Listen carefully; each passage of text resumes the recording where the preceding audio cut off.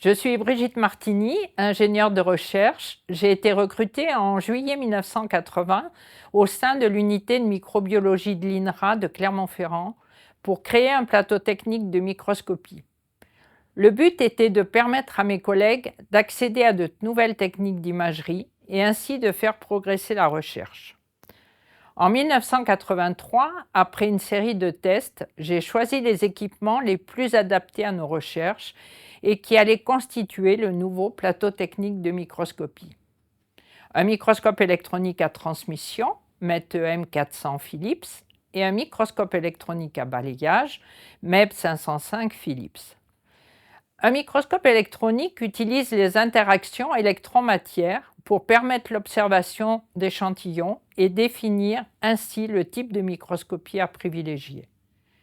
Des appareils complémentaires pour la préparation des échantillons dans les deux modes d'observation ont été ajoutés en parallèle. Nous faisions alors figure de pionniers car certaines des technologies que nous utilisions, comme le MEB, étaient récentes et peu répandues. De plus, notre MEB a la particularité d'être équipé d'une unité cryogénique, la première à avoir été installée en France.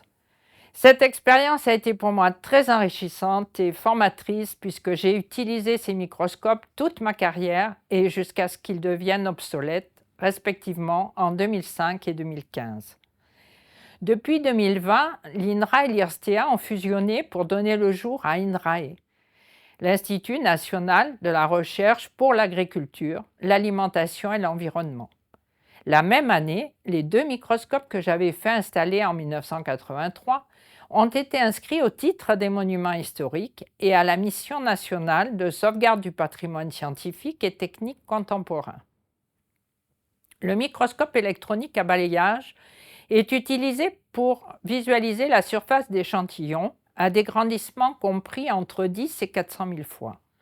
Dans les années 80, la prise de vue s'effectuait sur des pellicules 24-36 mm ou sur des polaroïdes. En 2010, avec quelques aménagements, nous avons pu réaliser une numérisation directe du MEB.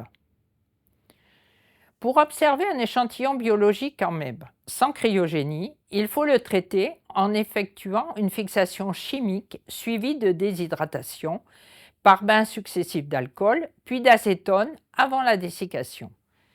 Il est positionné ensuite sur un porte-objet de 1 cm de diamètre et recouvert d'une fine pellicule métallique, comme l'or ou le carbone, pour le rendre plus conducteur sous le faisceau d'électrons.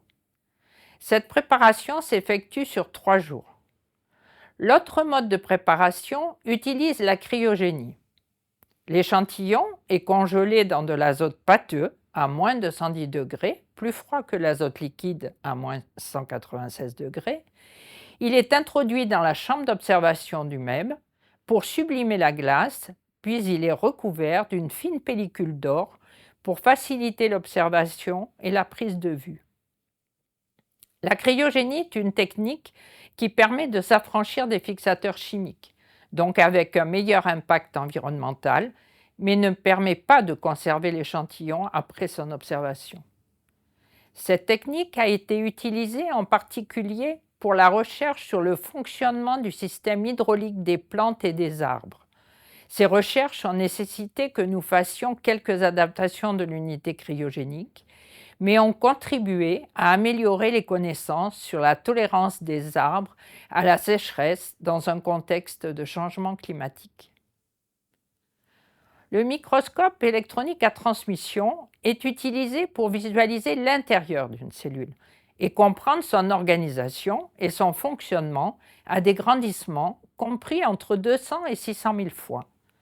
Dans un microscope électronique à transmission, les électrons sont, comme son nom l'indique, transmis au travers de coupes d'échantillons afin de former l'image.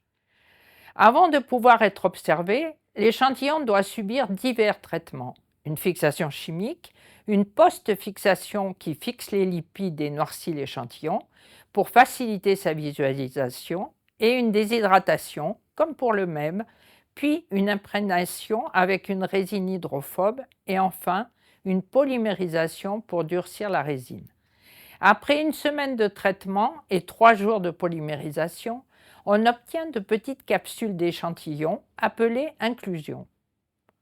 Les inclusions obtenues sont ensuite positionnées sur un ultramicrotome afin de réaliser des coupes semi-fines de 2 microns, puis des coupes ultra-fines, 70 à 90 nanomètres, jusqu'à 1000 fois plus petites qu'un cheveu.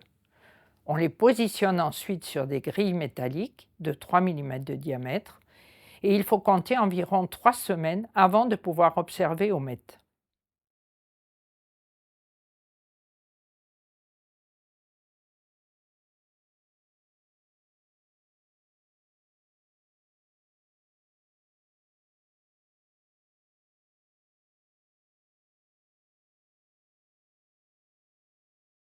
La prise de vue s'effectue avec des plans films au format 8.3-10.2. Les deux microscopes, microscope à balayage et microscope à transmission, sont très complémentaires. L'un permet l'étude de la surface de l'échantillon et l'autre de sa structure interne. Leur rôle a été déterminant dans mon projet de recherche sur la caractérisation des champignons anaérobies issus de la panse des ruminants, comme les vaches, moutons, chèvres, mais également des herbivores monogastriques tels que le cheval et l'âne. Avec mon équipe, j'ai étudié et classé tous ces champignons grâce au MEB, mais c'est l'observation de l'ultrastructure des zoospores en MET qui a permis leur identification complète. Grâce à ces équipements, nous avons aussi prouvé leur rôle très important dans la fragmentation des tissus végétaux. Enfin, l'utilisation des deux microscopes nous a permis de caractériser et de décrire d'un point de vue morphologique et taxonomique de nouvelles espèces et genres de champignons, améliorant ainsi les connaissances scientifiques et nous apportant une reconnaissance internationale. En conclusion, si nous avons fait le choix de conserver et protéger ces deux microscopes électroniques en les inscrivant au monument historique, c'est parce qu'ils marquent l'histoire de la microscopie électronique en Auvergne et en France. Ils permettent aussi de documenter la période où l'humain pouvait encore intervenir sur ces instruments. Cela est d'autant plus important aujourd'hui du fait de l'évolution de ces techniques qui est en plein essor avec le développement de la cryogénie, à la fois en MEB et en MET, et s'inscrit dans une démarche plus éco-responsable.